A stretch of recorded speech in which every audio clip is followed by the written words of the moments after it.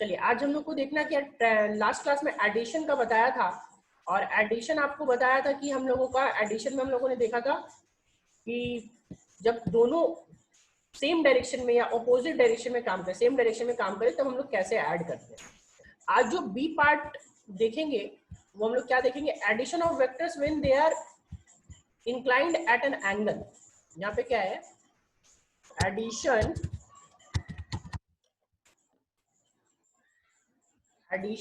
of vectors when they are inclined at an angle, right? कि जब दो vectors हमारा किसी एंगल पे इंक्लाइंड होगा तो हम लोग उस दोनों को ऐड कैसे करेंगे। ठीक है, तो सबसे पहले हम लोगों को क्या करना है, देखो ये जो होता है हम लोगों का, ये हम लोगों को इसको ऐड करने के लिए हम लोग यूज करते हैं triangle law of vector addition. Use करते हैं क्या, triangle law of vector addition. जब भी हम लोगों को कोई वेक्टर को ऐड करना है, दो वेक्टर्स को ऐड करना है, जब कोई वो दोनों किसी एंगल पे काम कर रहा है, तो हम लोग क्या करेंगे कि triangle law of vector addition use करेंगे। आइए देखते हैं कि triangle law of vector addition क्या बोलता है। Triangle law of vector addition क्या बोलेगा कि हमारे पास ये देखो, ये मान लो एक हम लोगों का वेक्टर यहाँ से यहाँ है, दूसरा जो वेक्टर है वो यहाँ से यहाँ है, सेम पॉइंट से स्टार्ट होगा,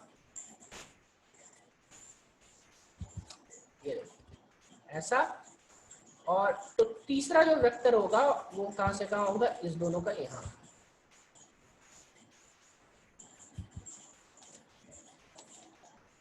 देखो ये सबको एक ट्रायंगल दिख रहा होगा, राइट। अब ट्रायंगल में क्या बोलता है कि अगर हम लोग दो वेक्टर्स जो है, सपोज दो वेक्टर्स हमारे पास ऐसा सेम ऑर्डर में, सेम ऑर्डर में मतलब देखो कंटिन्यूअस, इसका एरो इधर गया तो इसका एरो इधर गया, ठीक है।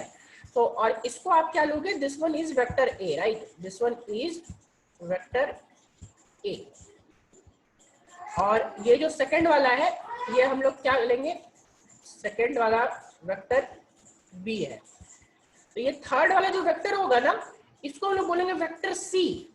बट ध्यान रखिएगा कि इसका डायरेक्शन जो होना चाहिए वो अपोजिट इन ऑर्डर होना चाहिए, कि आप कंटिन्यूअस नहीं, आप बोलोगे ऐसा ये वाला तो नहीं, ऐसा मतलब ये अपोजिट ऐसा लेंगे ये वाला डायरेक्शन नहीं, इसका थर्ड वेक्टर का डायरेक्शन कैसा होगा, ऐसा। अगर डायरेक्शन ऐसा हो जाएगा तो हम लोग क्या लिखेंगे कि वेक्टर सी, ध्यान से मेरी बात को सुनिएगा, vector C is equals to vector A plus vector A, ठीक है, vector A plus vector B, vector A plus vector B, ठीक है। अब triangle law of vector addition को हम लोग डिफाइन कैसे करेंगे, तो डिफाइन कैसे करेंगे उसका डेफिनेशन देखिए क्या लिखेंगे हम लोग, if two sides of a triangle, if two vectors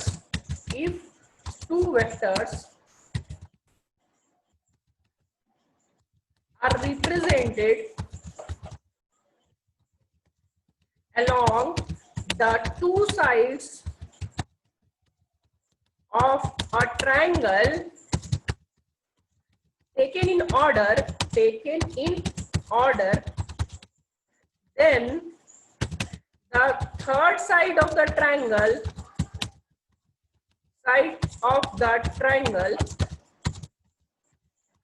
represents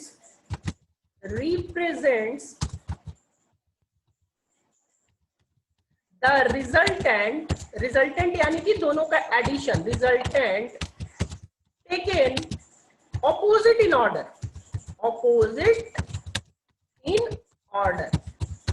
ठीक है। यही है triangle law of vector addition. मतलब कि आप ट्रायंगल लॉ के कोई भी ट्रायंगल लो, उसके दो साइड को ऑर्डर में लो, ऑर्डर मतलब सेम एरो, सेम डायरेक्शन का आपको एरो लेना चाहिए, ठीक है, कंटिन्यूअस। तो जो थर्ड साइड होगा वो रिजल्टेंट होगा, लेकिन थर्ड साइड रिजल्टेंट जो होगा वो जस्ट और जस्ट ऑपोजिट डायरेक्शन में होगा, राइट।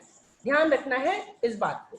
जैसे एक और एग्जांपल मैं आपको देता हूं। ये था आपका triangle law of vector addition. एक और एग्जांपल हम लोग देखेंगे। एक और एग्जांपल में क्या कि मान लो हम लोग यहाँ पे ऐसा दो ट्रायंगल ऐसा ले रहे हैं, ठीक है। देखो एक लाइन इधर गया और दूसरा साइड, ये दोनों साइड है ना। अब ये दोनों का देखो ये ट्रायंगल का डायरेक्शन ऑर्डर सेम है, तो जो इसका रिजल्टेंट लेंगे वो रिजल्टेंट किधर लेंगे, रिजल्टेंट जस्ट ऑपोजिट लेंगे। देखो ये थर्ड साइड आ गया, तो थर्ड साइड आ गया, तो थर्ड साइड का एरो जो होगा वो देखो अभी जो ड्रॉ कर रहे हैं ये वाला, क्या ये एरो सही है? तीसरा साइड वाला बताओ। ये अगर हम लोग वेक्टर ए ले रहे हैं और ये हम लोग वेक्टर बी ले रहे हैं, तो क्या थर्ड साइड वाला एरो सही है? बताइए आप लोग। सी का एरो मैंने सही दिया है या नहीं दिया है? ये अगर सी वेक्टर है तो सी वेक्टर का एरो आपका सही होगा या नहीं? सही लिया है या नहीं लिया?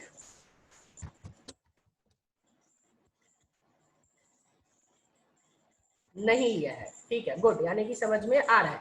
ये जो थर्ड साइड का एरो है ये जस्ट और जस्ट ऑपोजिट होगा, इसको हटा के हम लोग क्या करेंगे, ऑपोजिट लेंगे, यानी कि इस डायरेक्शन में लेंगे।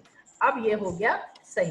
तो यही बोलता है triangle law of vector addition, कि दो साइड का सेम ऑर्डर में लेना है, तो तीसरे साइड का हम लोगों का जस्ट और जस्ट ऑपोजिट ऑर्डर में लेना है।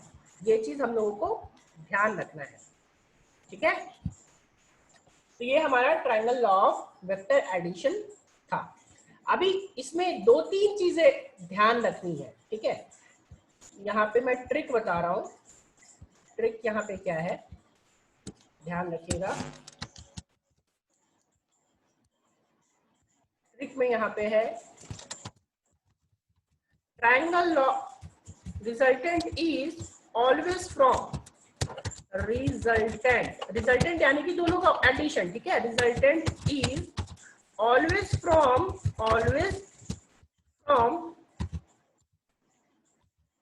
First tail. फर्स्ट बोलोगे, फर्स्ट क्या मतलब? कोई भी आपको वेक्टर लेना, फर्स्ट वाला, फर्स्ट टेल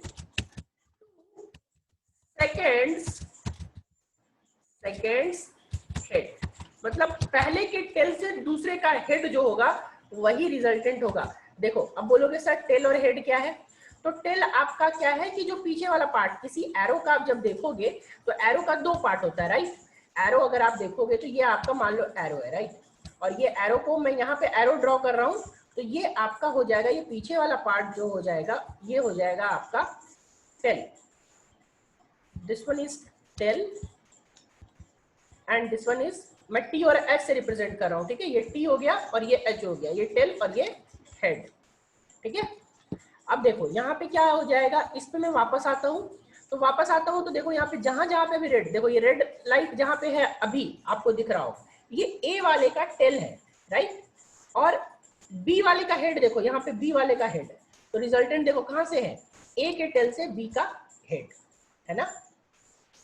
अभी देखो इसमें भी देखेंगे तो देखो ए का टेल कहाँ है, यहाँ पे ए का टेल है, और ये क्या है, ये बी का हेड है। तो जो रिजल्टेंट सी है वो कहां से कहां है, ए का टेल से बी का हेड।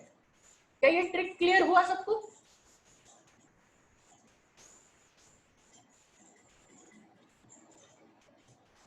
बताइए क्या ये ट्रिक क्लियर है सबको? रिजल्टेंट हमेशा कहां से कहां, from first tail to second head. चलो फिर से रिपीट कर रहा हूं मैं, बहुत लोगों को क्लियर नहीं हुआ है, ठीक है। अरे टेल ने, ये एरो का ये टेल क्या है, ये टेल से कंफ्यूजन क्यों है? एरो के दो पार्ट, एक फ्रंट एक बैक। तो जहां पे एरो का अभी आप एक बात बताओ, जो एरो होता है ये हम लोग ऐसे ड्रॉ करेंगे, ये ऐसे मान लो एरो ड्रॉ करेंगे, तो आप ऐसे ड्रॉ करते हो एरो, तो ये टेल और ये हेड नहीं होता क्या? ये पीछे वाला टेल और आगे वाला हेड नहीं होता है क्या? हाँ ये बताओ मुझे, इसमें क्या दिक्कत है? तो ये जब पीछे वाला टेल और आगे वाला हेड है, तो मैं इस एरो को आगे नहीं बना करके पीछे बना रहा हूँ। यहाँ पे देखो एरो कहाँ बना हुआ है आपका, एरो ये वाला बन रहा है, तो एरो का डायरेक्शन जिस साइड होगा वो वाला पार्ट हेड हो जाएगा, तो ये वाला पार्ट हेड हो गया और ये वाला पार्ट टेल हो गया। इसमें क्या दिक्कत है सर? सर ये सेकंड हेड यानी कि वेक्टर बी का हेड। हाँ, वेक्टर बी का हेड।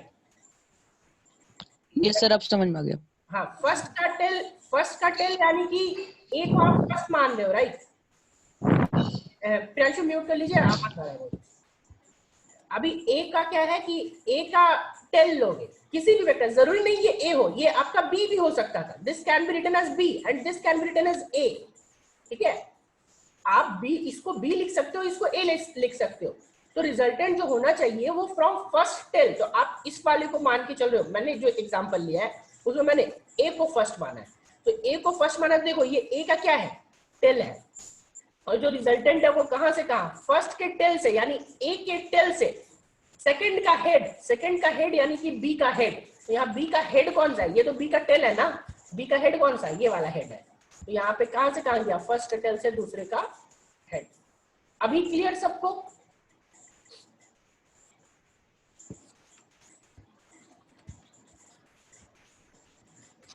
जवाब नहीं आ रहा, लग रहा अभी भी क्लियर नहीं है क्या? हाँ अंशु पूछिए, उधर से अनम्यूट कीजिए, पूछिए क्या पूछना है।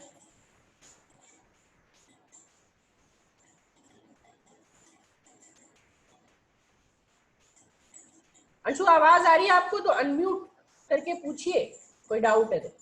किसी को भी कोई डाउट है तो ये देखो, बहुत क्लियर होना बहुत जरूरी है, तभी हम लोग आगे प्रोसीड कर पाएंगे, ठीक है? और बाकी आप किताब से पढ़ोगे तो कहीं ना कहीं कंफ्यूज कर जाओगे। ये वाला ट्रिक आपको कहीं फेल नहीं करेगा, मैं पहले ही बता रहा हूँ।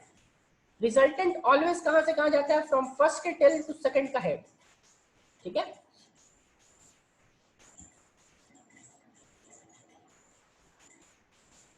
आपको याद रखने का एक सिंपल सा ट्रिक देता हूं, ये याद रखो, 1T2H 1T2H 1T2H मतलब फर्स्ट का टेल सेकंड का हेड, ठीक है? ये याद रखना 1T2H।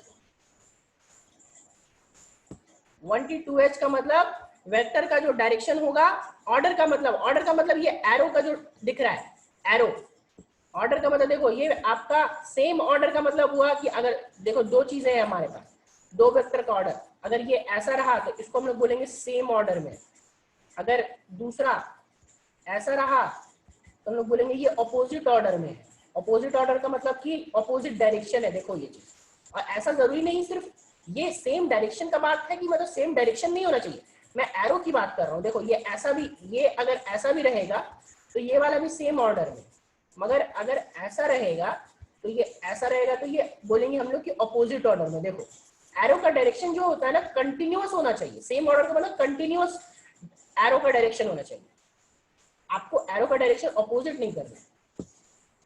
अभी क्लियर? ऑर्डर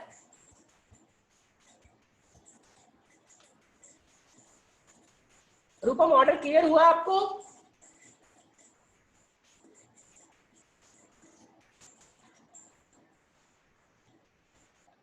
चलो ठीक है, और किसी को डाउट इस वाले टॉपिक से, और किसी को डाउट तो बताइए, फिर आगे हम लोग प्रोसीड करेंगे।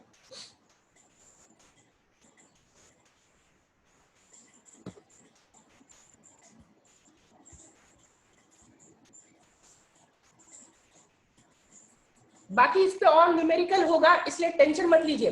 कॉन्सेप्ट बताइए कि कॉन्सेप्ट में किसी को कोई डाउट है तो बताइए। अभी मैंने सिर्फ डायरेक्शन बताया, मैग्नीट्यूड की बात नहीं की। डायरेक्शन कहां से कहां, from first tail to second head, 1T2H। बाकी लोगों को डाउट है क्या?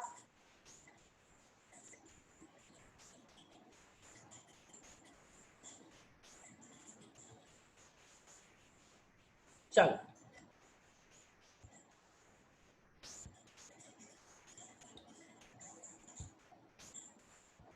देखो ये चीज आपका, ये हम लोग का ट्रायंगल, यही ट्रायंगल और वेक्टर एडिशन है, यहाँ पे आपको मैंने लिख दिया है, यही डिफिनेशन है इसका, ठीक है?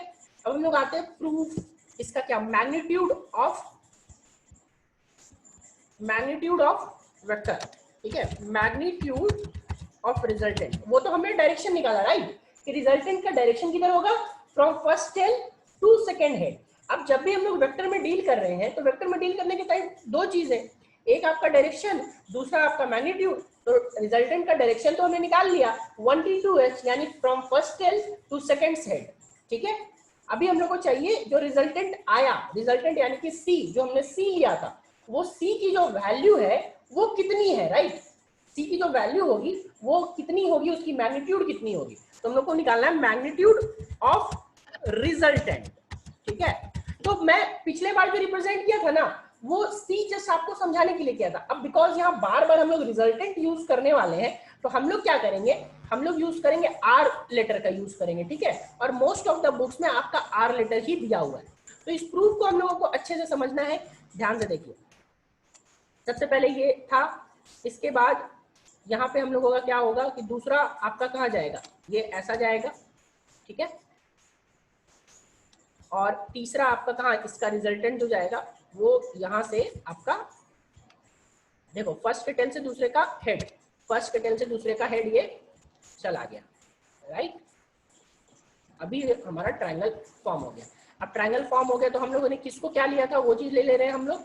सबसे पहले क्या डायरेक्शन कैसा, देखो डायरेक्शन आपका यहाँ पे ये ऐसा डायरेक्शन होगा, डायरेक्शन कैसा, ये ऐसा डायरेक्शन, ये ऐसा डायरेक्शन। तो इसका थर्ड वाला जो होगा वो जस्ट ऑपोजिट डायरेक्शन यानी ऐसा। अब इसको मैं रिप्रेजेंट कर रहा हूँ आर से, ठीक है, क्योंकि आर आर हम लोग रिजल्टेंट बहुत बार यूज करेंगे, रिजल्टेंट वर्ड, इसीलिए इसको आर से मैंने रिप्रेजेंट कर दिया, ठीक है। और यहाँ पे ये क्या वेक्टर था, ये वेक्टर था आपका वेक्टर ए, ठीक है, और ये वेक्टर था हम लोगों का वेक्टर बी, ठीक है। अब देखो वेक्टर ए और वेक्टर बी के बीच कुछ ना कुछ यहाँ पे एंगल बन रहा है, राइट।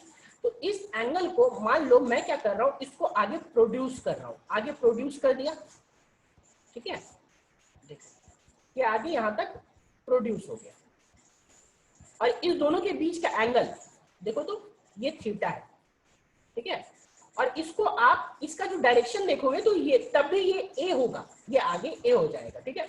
अब मैं क्या कर रहा हूं, यहां से एक परपेंडिकुलर ड्रॉ कर दे रहा हूं, यहां से एक परपेंडिकुलर आ गया, ठीक है। और ये परपेंडिकुलर आने के बाद देखो ये यहाँ पे परपेंडिकुलर बन गया। परपेंडिकुलर आने के बाद मैं सबकी नेमिंग कर देता हूँ ताकि थोड़ा सा हम लोगों का काम आसान हो जाए, ठीक है। नेमिंग करेंगे तो सबसे पहले इसको मान लो आप m, ठीक है, इसको मान लो n, इसको मान लो o, और इसको मान लो p, ठीक है। अब चलो आ जाओ देखते हैं इन ट्रायंगल। देखो तो सबसे पहले मैं देख रहा हूं इन ट्रायंगल NOP, ठीक है। देखो इन ट्रायंगल NOP, NOP आप लिख सकते हो ना। बताओ तो हम लोगों को दो चीजों की वैल्यू निकालनी है, एक ON की और एक OP की, क्योंकि वो ON और OP हम लोगों को पता नहीं है, राइट। तो ON और OP पता नहीं है, तो सबसे पहला जो हम लोग का एम होना चाहिए वो ON और OP निकालने का, ठीक है। तो आप ON और OP निकालोगे तो ये B की तो वैल्यू आपको मालूम है, तो सबसे पहले हम लोग लिखेंगे साइन थीटा। देखो तो साइन थीटा की वैल्यू क्या हो जाएगी, साइन थीटा, साइन थीटा यानी कि साइन थीटा की वैल्यू क्या होती है, परपेंडिकुलर बाय बेस, राइट। तो परपेंडिकुलर बाय हाइपोटेनस। आप परपेंडिकुलर बाय हाइपोटेनस लिखेंगे तो यहाँ परपेंडिकुलर कौन सा है, परपेंडिकुलर है आपका OP, और हाइपोटेनस कौन सा है, NP, OP by NP, right, OP by NP। और हम लोग को क्या काम है, OP निकालना है ना। तो आप देखो तो लिख सकते हो क्या कि OP equals to NP sine theta, ये लिख सकते हैं कि नहीं लिख सकते, सो बताइए। OP equals to NP sine theta. क्या यहां तक सबको क्लियर है कि कैसे निकाले।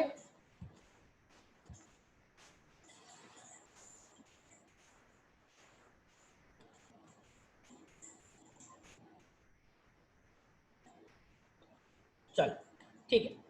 अब देखिए ये जो NP है ये OP, इसको हम लोग साथ में एक चीज और लिख सकते हैं, क्या लिख सकते हैं, सो देखो, ठीक है। हम लोग लिख सकते हैं यहाँ पे OP equals to NP sine theta है, हम लोग यहाँ पे क्या लिखेंगे, this can be written as NP को हम लोग लिख सकते हैं B साइन थीटा। बोलोगे कैसे, तो चूंकि NP का देखो B का जो मैग्नीट्यूड है वही ना NP के बराबर है, क्योंकि यहाँ पे हम लोग लिख सकते हैं कि बी का मैग्नीट्यूड, वेक्टर बी का मैग्नीट्यूड, वेक्टर बी मैग्नीट्यूड, ठीक है, मैग्नीट्यूड का मतलब मॉड, मॉड यहाँ पे बी लिखेंगे, और इसी को हम लोग क्या लिखते थे याद करो, इसको मैग्नीट्यूड को सिर्फ और सिर्फ बी भी लिखते थे, और ये किसके बराबर है, एनपी के बराबर, ठीक है। चलो नेक्स्ट काम क्या है हम लोगों का, तो नेक्स्ट काम में हम लोग आ जाएंगे, आइए नेक्स्ट काम में आएंगे, साइन थीटा निकाल लिया, अब क्या करेंगे, कॉस थीटा निकालते हैं बाबू। तो कॉस थीटा क्या, बेस बाय हाइपोटेन्यूस, राइट। अब बेस बाय हाइपोटेन्यूस, तो बेस बाय हाइपोटेन्यूस में आपका क्या हो जाएगा, ठीक है, बेस बाय हाइपोटेन्यूस यानी ओपी बाय एनपी, यहाँ पे था क्या, ओपी, तो बेस का काम कौन कर रहा है, बेस का काम करेगा ओएन, ओएन बोलो या एनओ बोलो, एक ही बात है, ओएन बाई क्या, यहाँ पे ओएन के बाद बाई एनपी, ठीक है। अब ओएन बाई एनपी लिखोगे तो यहाँ पे क्या लिखोगे, देखो तो ओएन लिखोगे ना, ओएन की वैल्यू क्या, NP sine NP cos theta, NP cos theta, right. अब एनपी कॉस थीटा लिख दिया बाबू, एनपी की वैल्यू क्या है, तो एनपी तो अभी आपको पहले ही बताया ना कि बी है, उसका मैग्नीट्यूड किसके बराबर है, बी के बराबर, तो यहाँ लिख देंगे क्या, बी कॉस थीटा, ठीक है। तो हम लोगों को दो चीजें जो अननोन थी, जैसे एक साइड हमारा अननोन था ओपी, ओपी भी नोन हो गया, किसके टर्म्स में, बी के टर्म्स में, एनओ, एनओ बोलो या ओएन बोलो, वो भी नोन हो गया, किसके टर्म्स में, बी के टर्म्स में, राइट। अब चलते हैं इन ट्रायंगल, बड़ा वाला ट्रायंगल में देखेंगे, हम लोग को मेन जो निकालना है, हमारा मोटिव क्या है, बोलो ये सर ये क्या कर रहे हैं, क्यों कर रहे हैं, तो हमारा मोटिव क्या है, हमारा मोटिव है ए, वेक्टर बी और थीटा के टर्म्स में आर को निकालना, आर का मैग्नीट्यूड किसके टर्म्स में निकालना, ए बी और थीटा के टर्म्स में, ठीक है। तो हम लोग अभी चलेंगे इन ट्रायंगल एमओपी, देखो अब क्या करेंगे, यहां से स्टार्ट कर रहे हैं, इन ट्रायंगल एमओपी, ठीक है, इन ट्रायंगल एमओपी आप देखोगे, तो एमओपी देखोगे तो देखो पाइथागोरस थ्योरम लगाएंगे, अप्लाइंग बाय पाइथागोरस थ्योरम लगाएंगे, तो पाइथागोरस थ्योरम लगाने में आप क्या लिख सकते हो, बेस का स्क्वायर प्लस परपेंडिकुलर का स्क्वायर इक्वल्स टू हाइपोटेन्यूज का स्क्वायर, तो हाइपोटेन्यूज क्या है, हाइपोटेन्यूज यहाँ पे है आपका एमपी, राइट, तो हाइपोटेन्यूज लिखोगे तो एमपी का स्क्वायर इक्वल्स टू एमओ का स्क्वायर, एमओ का स्क्वायर प्लस क्या, ओपी का स्क्वायर, राइट, ओपी का स्क्वायर, तो ओपी का स्क्वायर यहाँ पे सब जगह स्क्वायर आएगा, एमपी का स्क्वायर इक्वल्स टू एमओ का स्क्वायर प्लस ओपी का स्क्वायर, ये पूरा होल में स्क्वायरिंग है, ठीक है, सिर्फ पी स्क्वायर नहीं है, this one is MO square और ओपी स्क्वायर और ये एमपी स्क्वायर, ठीक है। कैसे, तो ये पाइथागोरस थ्योरम था, बाय पाइथागोरस थ्योरम,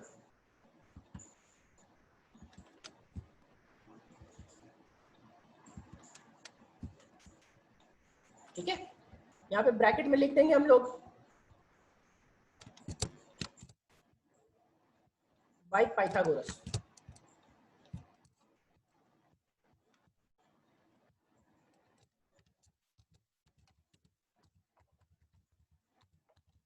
आप लोग पूरा लिख रहा हूं, मैं शॉर्ट में लिख रहा हूं, आप लोग समझ जाना कि यहाँ पे हम लोगों को पूरा क्या लिखना है, पाइथागोरस थ्योरम लिखना है, ठीक है। देखो अब एमपी का स्क्वायर, तो एमपी का ही मॉड, एमपी का ही मॉड, देखो तो क्या एमपी, फिर से मैं यहाँ रिप्रेजेंट कर रहा हूँ, देखो तो ये एमपी, एमपी का मैग्नीट्यूड और आर का मैग्नीट्यूड क्या सेम होगा या नहीं होगा, आप लोग बताइए, क्या एमपी का मैग्नीट्यूड को ही हम लोग आर लिखेंगे,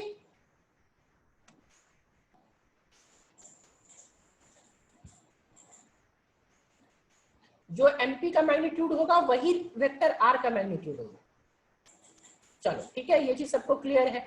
तो एमपी का मैग्नीट्यूड की जगह पे अब मैं क्या लिखूंगा, मैं लिखूंगा आर का स्क्वायर, ठीक है, आर का स्क्वायर यानी कि आर का मैग्नीट्यूड का स्क्वायर, ठीक है, वेक्टर आर का मैग्नीट्यूड का स्क्वायर, एमओ का स्क्वायर, देखो एमओ को मैं ब्रेक कर रहा हूँ दो पार्ट में, एमओ को ब्रेक कर रहा हूँ, एक हो गया एम एन प्लस, एमओ को लिख सकते हैं एम एन, ध्यान से देखिएगा, एमओ को आप लिखोगे एम एन प्लस एनओ का whole square, M N plus NO का होल स्क्वायर, राइट, और प्लस यहाँ पे ओपी स्क्वायर, तो ओपी का तो आप ओपी ही रहने दो, या फिर ओपी को भी बैठा दो, ओपी को आप नेक्स्ट स्टेप में बैठा देंगे। चलो ये ओपी का स्क्वायर, देखो अब mn का स्क्वायर जब आप पुट करोगे तो mn का यानी कि mn किसके बराबर था, देखो तो mn क्या मैग्नीट्यूड ऑफ a के बराबर है कि नहीं, आप लोग बताओ।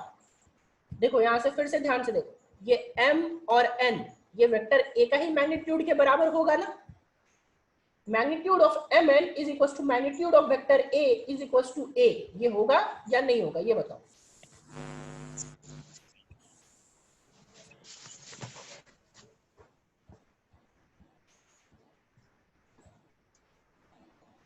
चलो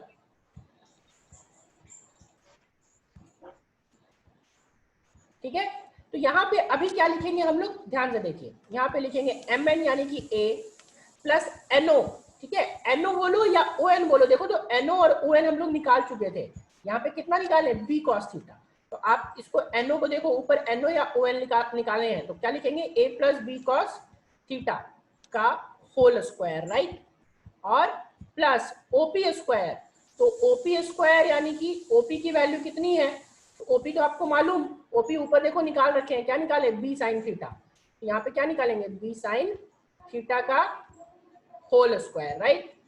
अब देखो इसका होल स्क्वायर का ब्रैकेट ओपन करेंगे, तो ओपन करेंगे तो यहाँ पे हो जाएगा, आपको मालूम already, a square plus B square cos square theta, a square plus B square cos square theta plus 2ab cos theta B square cos square theta plus 2ab cos theta 2ab cos theta, और plus देखो तो यहाँ से plus साथ में क्या हो जाएगा, ये B square sine square theta बचेगा, ठीक है, plus B square sine square theta, B square sine square theta, ठीक है, ये चीज आ गया। तो B square sine square theta के बाद यहाँ से हम लोग यहाँ पे चल रहे हैं, ये इस जगह के बाद लास्ट स्टेप के बाद यहाँ से चल रहे हैं, ठीक है। अब देखो इसमें ऐड करेंगे तो आप लोग को याद होना चाहिए sine square theta plus cos square theta is equal to 1, right.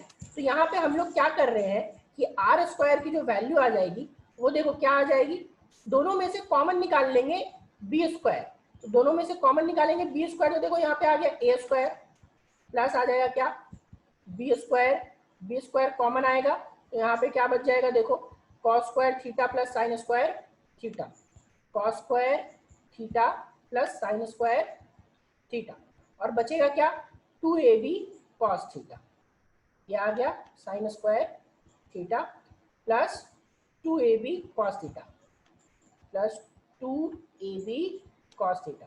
तो जो r की फाइनल वैल्यू आई, r की जो फाइनल वैल्यू आई, ठीक है, वो क्या आएगी, देखिए तो हम लोगों का जरा सा, r की फाइनल वैल्यू आ जाएगी आर स्क्वायर, पहले आर स्क्वायर निकाल लेते हैं, आर स्क्वायर की जो वैल्यू आ गई वो क्या हो गया a square plus B square plus 2ab cos theta, ठीक है। तो सिर्फ और सिर्फ r का वैल्यू निकालना है, तो r का वैल्यू निकालना है तो हम लोग क्या करेंगे, दूसरे साइड का अंडर रूट ले लेंगे, ठीक है। तो r की जो वैल्यू हो जाएगी वो क्या हो जाएगी, r की वैल्यू हो गई आपके पास under root a square plus B square plus 2ab cos theta. चलो बताओ सबको क्लियर है ये चीज,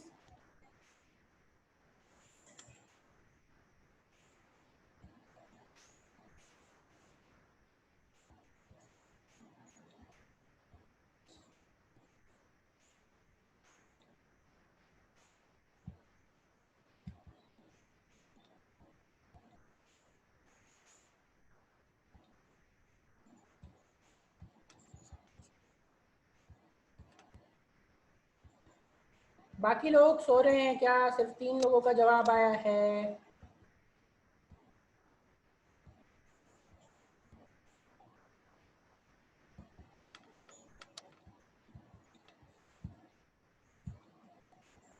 चलिए अब आप लोगों का होमवर्क क्या है कि इस प्रूफ को जो आज भेजूंगा, सबका होमवर्क वही है कि इस प्रूफ को बिना देखे खुद से एक बार देख लीजिए, पढ़ लीजिए, रफ में ट्राई करना है कीजिए, बट कोशिश कीजिएगा कि बिना देखे खुद से ट्राई करें और मुझे सबका प्रूफ देखना है, ठीक है, सबको भेजना है मेरे को प्रूफ, ठीक है। तो ये प्रूफ आपका प्रैक्टिस का जरूरत है, क्योंकि आपका जो इंटरनल एग्जाम्स होता है, अभी होगा नहीं होगा क्या होगा हम लोग डिसाइड नहीं कर सकते, बट इंटरनल जो एग्जाम्स होते थे उसमें ये प्रूफ आता था मिनिमम 3 से 5 मार्क्स का, मिनिमम 3 मार्क्स का आता ही आता है डेफिनेटली, कि प्रूफ कीजिए triangle law of vector addition या parallelogram law of vector addition. तो parallelogram law of vector addition आगे बताऊंगा, ठीक है। क्या ये क्लियर है सबको ना?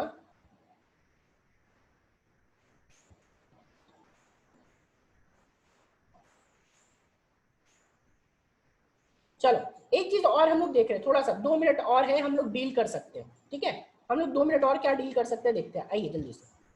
देखो तो ये अगर एंगल हम लोग अल्फा लेंगे, ठीक है, ये एंगल क्या ले रहे हैं, अल्फा। अब अल्फा क्या है, alpha is the angle between vector A and vector R, resultant और वेक्टर ए के बीच का जो एंगल है वो अल्फा है। तो देखो तो हम लोग क्या लिखेंगे, हम लोग लिख सकते हैं tan अल्फा, tan अल्फा यानी कि क्या हो जाएगा, परपेंडिकुलर बाई बेस, और perpendicular by base, perpendicular by base, perpendicular कौन सा देखो OP, perpendicular is OP and base is MO, base is MO, कौन सा ट्रायंगल में, बड़े वाले ट्रायंगल में, एमओपी में, ठीक है। तो आप जो लिखोगे वो tan अल्फा क्या लिखोगे, सो देखो tan अल्फा, तो MO by OP by MO, तो ओपी बाई एमओ यानी कि ओपी को आप लिख लो क्या, ओपी देखो तो क्या था, ओपी तो ओपी ही रह जाएगा, और एमओ, एमओ को आप 2 पार्ट में ब्रेक कर सकते हो, कौन कौन सा, एमएन प्लस एनओ, राइट, ये आपका ब्रेक हो जाएगा। तो ओपी की वैल्यू हमने कितनी ली थी, ओपी की वैल्यू हम लोगों ने लिया था, देखो ऊपर ओपी की वैल्यू निकाले बी साइन थीटा, और प्लस नीचे mn, तो mn की वैल्यू कितनी ली थी, देखो mn की वैल्यू तो a है, और प्लस no, तो no तो ऊपर निकाला था b cos थीटा, यानी b sin theta by a plus b cos theta, ठीक है। तो ये tan अल्फा की वैल्यू क्लियर है आप लोगों को?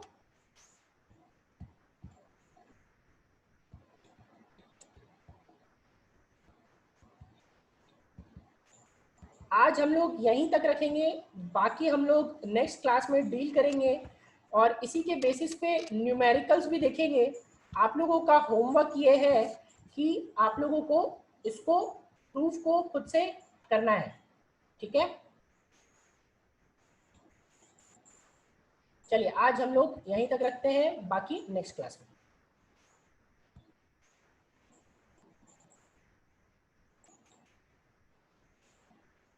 वैसे जूम का शायद आज कट